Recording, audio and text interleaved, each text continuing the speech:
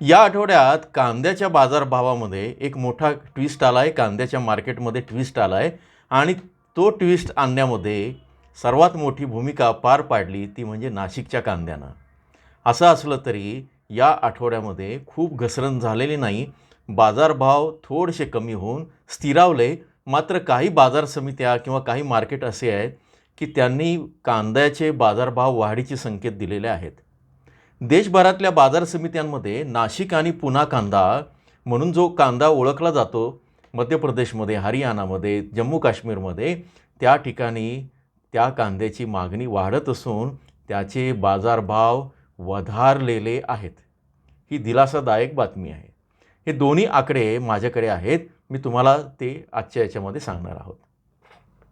नमस्कार, ॲग्रो शिवारमध्ये आपल्या सर्वांचं स्वागत आहे. आज आहे शुक्रवार, तारीख आहे 6 फेब्रुवारी 2026. नाशिकच्या कांद्यानं यंदा बाजारभावामध्ये मोठा ट्विस्ट आला आहे असं मी जसं सांगितलं. तर त्या हिशोबानं आपण नाशिकसह अहिल्यानगर किंवा एकूणच जी महत्त्वाची बाजार समिती आहे त्याच्यामध्ये कांद्याची आवक आणि कांद्याचे बाजारभाव काय राहिले दररोजच्या हिशोबाने या आठवड्यामध्ये, म्हणजे रविवार ते शुक्रवारपर्यंत, ते आपण सुरुवातीला बघू आणि देशावर सुद्धा काय बाजारभाव राहिले ते बघू. ही सगळे अचूक आकडेवारी आहे. याच्यावरनं तुम्हाला तुमच्या कांद्याला किती बाजारभाव मिळेल त्याची माहिती मिळेल. पुढे जाण्यापूर्वी एक निवेदन आहे की हे सगळं जरी असलं तरी या सोमवारपासनं म्हणजे साधारण 15 फेब्रुवारीपर्यंत, फेब्रुवारीच्या दुसऱ्या आठवड्यात कांद्याचे बाजारभाव काय राहू शकतात याचं अचूक आणि थेट विश्लेषण मेंबर्ससाठी आपण करणार आहोत. जे मेंबर्स आहेत त्यांच्यासाठी ते उद्या तो व्हिडिओ प्रसिद्ध होईल.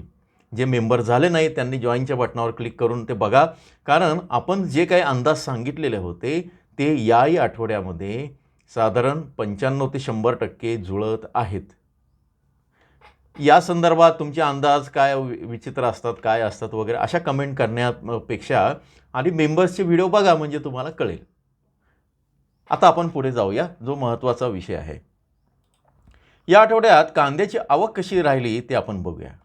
रविवारी 1 तारखेला 96,000 म्हणजे साधारण 97,000 ती राहिली क्विंटलमध्ये.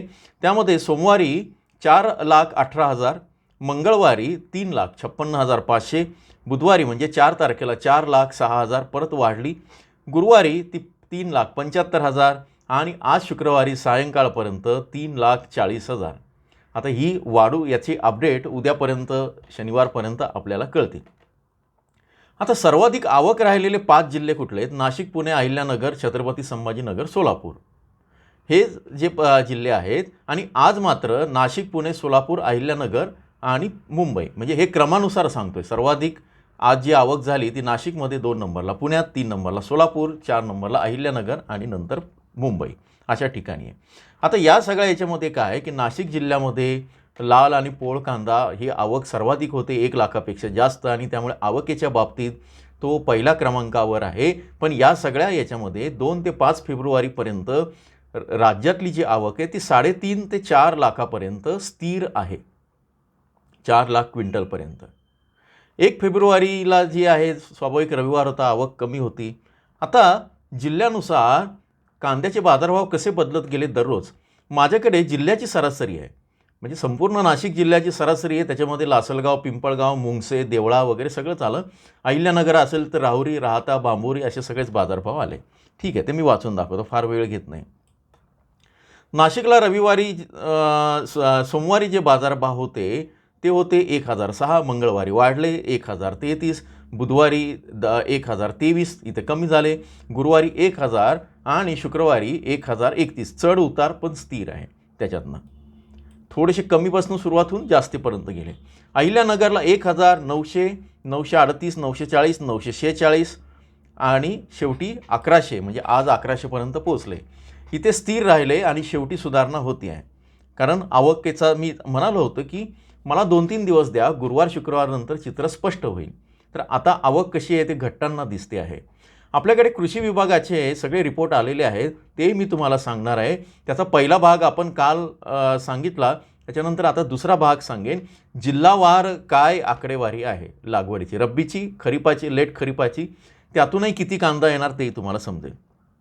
आता पुण्यामध्ये रविवारी जे होते, आता मी रविवारपासून वाचतो 1 ते 6 तारखेपर्यंत, तारीख परत वाचून दाखवणार नाही. 1100 ते 1240 होते. त्याच्यानंतर 1080, 11,000, 1150, 1263, 1400 आणि आता 1167 अस्थिर राहिले, पण वरच्या पातळीवर आहेत. सोलापूरला 900, 825, 750, 800, 800, 900 1 ते 6 तारखेपर्यंतचे. इथे बाजारभाव दबावाखाली राहिलेत. म्हणजे रविवारी जे सुरू झालं ते शुक्रवारपर्यंत तो बाजारभाव मिळतो आहे. हे मी ऑलरेडी सांगितलेलं आहे. तुम्ही मागचा व्हिडिओ बघितला तर कुठले बाजारभाव दबावात राहतील आणि कुठले वाढतील ते मी सांगितलेलं आहे. छत्रपती संभाजीनगरला 800, 813, 838, 825, 925 ते 1000 इथे हळूहळू सुधारणा आहे. धाराशिवला मात्र वाढता कल आहे. 950, 1250, 1075, 1175, 1250 इथे वाढता कल आहे. आता या ट्रेंडचा निष्कर्ष आपण बघूया. नाशिकमध्ये आवक मागच्या आठवड्याच्या तुलनेत थोडी कमी असली तरी अजूनही बऱ्यापैकी आहे. 1-2 दिवस ती 4 लाखापर्यंत आहे. आणि असं असलं तरी दर कोसळलेले नाहीत, याचा अर्थ मागणी टिकून आहे.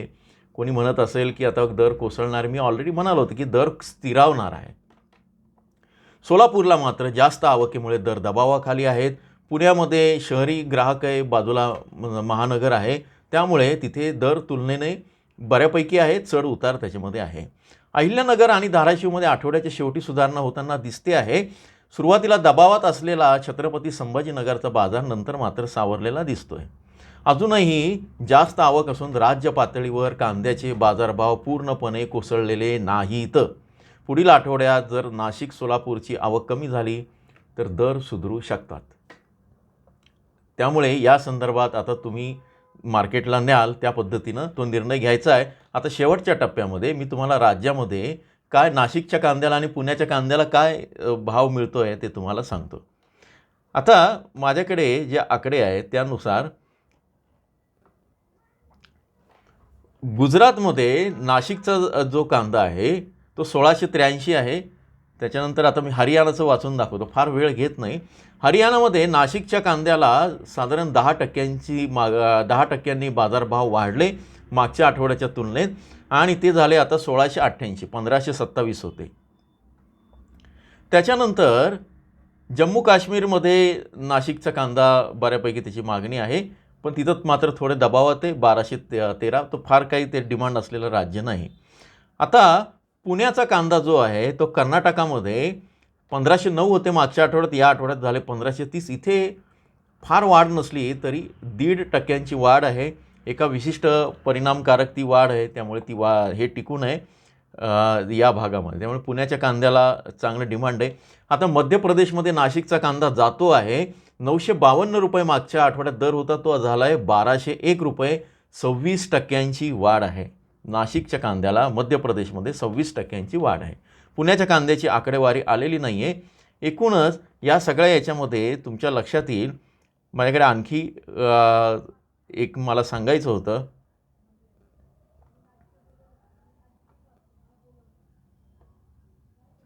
उत्तर प्रदेशमध्ये नाशिकच्या कांद्याचे भाव टिकून ते 1200 रुपये आहेत.